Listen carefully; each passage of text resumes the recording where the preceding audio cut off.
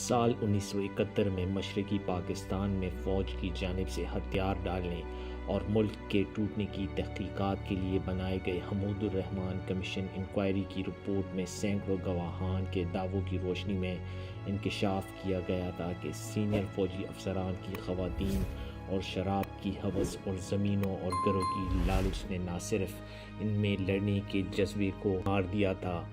بلکہ اس کے باعث انہوں نے جنگ کی کامیابی کے لیے درکار پیشہ ورانہ اہلیت کو بھی کھو دیا۔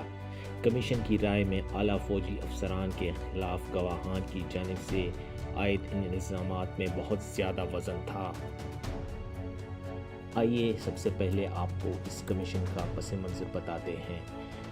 1971 میں مشرقی پاکستان میں پاک فوج کے سرنڈر اور شکست کے ساتھ پاکستان ٹوٹ گیا تھا۔ پاکستان کی اس شکست کی وجوہات کو جاننے کے لیے 1971 میں ملک کے پہلے civilian martial law administrator Zulfikar Ali Bhutto نے اس وقت کے چیف جسٹس حمید الرحمن کی سربراہی میں انکوائری کمیشن تشکیل دے دیا۔ اس کمیشن نے مشرقی پاکستان میں پاک فوج کی شکست اور شرمناک سرنڈر کی وجوہات تلاش کی تھی اور انہیں رپورٹ کی شکل میں اس وقت کی حکومت کو جمع کرایا تھا۔ حمود الرحمن کمیشن نے تحقیقات کے دوران 200 سے زائد گواہان کے بیانات اور شہادتوں کو قلم بند کیا تھا۔ حمود الرحمن کمیشن نے 2 مرحلوں میں تحقیقات کی تھی۔ کمیشن نے پہلے مرحلے میں تحقیقات کے بعد جولائی 1972 میں رپورٹ جمع کرائی۔ پہلے مرحلے کے دوران کمیشن کو جنگی قیدیوں تک رسائی نہیں تھی، اس لیے جب جنگی قیدیوں کو ملک واپس لایا گیا تو تحقیقات کا دوسرا مرحلہ شروع ہوا، جس میں قید سے رہائی پانے والے گواہات کے بیانات اور شہادتیں ریکارڈ کی گئی۔ کمیشن نے دوسرے مرحلے کی تحقیقات کے بعد 1974 میں رپورٹ جمع کرائی تھی۔ حمود الرحمن کمیشن رپورٹ میں 1971 کی جنگ میں پاکستان کی شکست کی وجوہات کے اخلاقی پہلوؤں کو بھی زیر غور لایا گیا تھا، کیونکہ یہ پاکستان ٹوٹنے کی وجوہات کی بنیاد بنی تھی۔ ملک ٹوٹنے اور جنگ ہارنے کی اخلاقی وجوہات بیان کرنے کے جواز سے متعلق کمیشن کی رپورٹ میں بتایا گیا کہ جنگ ہارنے کی اخلاقی وجوہات کو بیان کرنا اس کے لیے ضروری تھا کیونکہ کمیشن کے سامنے پیش ہونے والے بہت سے معزز گواہان، جن میں ذمہ دار سول افسران بھی شامل تھے، کی جانب سے دعویٰ کیا گیا کہ مارشل لا فرائض کی انجام دہی میں ہونے والی کرپشن، عورتوں اور شراب کی ہوس، زمین اور گھروں کے لالچ کے باعث بہت سے سینئر افسران نے لڑنے کا جذبہ ہی کھو دیا تھا اور جنگ کی انجام دہی کے لیے اہم فیصلے کرنے کے لیے درکار پیشہ ورانہ اہلیت سے بھی ہاتھ دھو بیٹھے تھے۔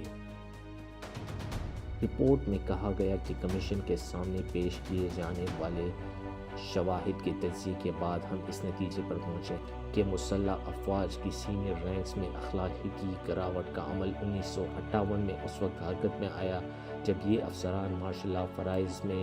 ملوث ہوئے، اور جب 1969 میں جنرل یحییٰ خان نے ایک اور مارشل لا نافذ کیا تو مسلح افواج کی سینئر رینکس میں اس طرح کے رجحانات اور رغبت نے مزید شدت اختیار کی۔ کمیشن کی رپورٹ میں ایک اور خوفناک انکشاف بھی کیا گیا۔ کمیشن کی رپورٹ میں مزید لکھا گیا کہ گواہان کی جانب سے عائد شدہ ان الزامات میں وزن ہے کہ سینئر فوجی افسران کی ایک بڑی تعداد نہ صرف وسیع پیمانے پر زمینوں اور گھروں کے حصول اور دیگر کاروباری سرگرمیوں میں ملوث تھی، بلکہ ان افسران نے انتہائی غیر اخلاقی اور عیاشانہ طرز زندگی اختیار کی تھی، جس سے ان کی پیشہ ورانہ صلاحیتیں شدید متاثر ہوئیں۔ اس کمیشن کی رپورٹ میں 1971 کی جنگ میں ڈیوٹی دینے والے سینئر فوجی افسران کا ایک ایک کر کے ذکر بھی موجود ہے۔ آئیے ان کے بارے میں بھی آپ کو کچھ بتاتے ہیں۔ کرپشن رپورٹ میں 1971 کی جنگ میں ایسٹرن کمانڈ کے کمانڈر لیفٹیننٹ جنرل اے کے نیازی کی مبینہ عیاشیوں اور کرپشن سے متعلق بھی سنگین انکشافات کیے گئے ہیں۔ اس حوالے سے رپورٹ میں انکشاف کیا گیا ہے کہ ایسٹرن کمانڈر کے کمانڈر جنرل نیازی پر الزام تھا کہ جب وہ GOC سیالکوٹ تھے تو مارشل لا کیسز کو ہینڈل کرنے کے عمل میں خوب پیسہ بنا رہے تھے۔ رپورٹ میں جنرل نیازی سے متعلق مزید لکھا گیا ہے کہ جب انہیں لاہور میں مارشل لا ایڈمنسٹریٹر لگایا گیا تو تب بھی ان پر ایسی ہی سرگرمیوں میں ملوث ہونے کا الزام تھا۔ لیفٹیننٹ جنرل نیازی پر عائد الزامات کے حوالے سے محمود الرحمان کمیشن میں مزید بتایا گیا ہے کہ ان کے گلبرگ لاہور کی خاتون سعیدہ بخاری کے ساتھ قریبی تعلقات تھے۔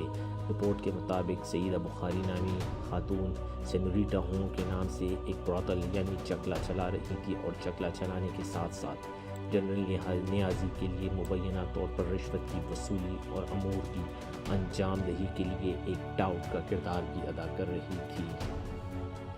اس رپورٹ کے مطابق مبینہ طور پر جنرل نیازی کے ایک اور خاتون کے ساتھ بھی تعلقات تھے جن کا تعلق سیالکوٹ سے تھا اور جس کا نام شمینی فردوس تھا۔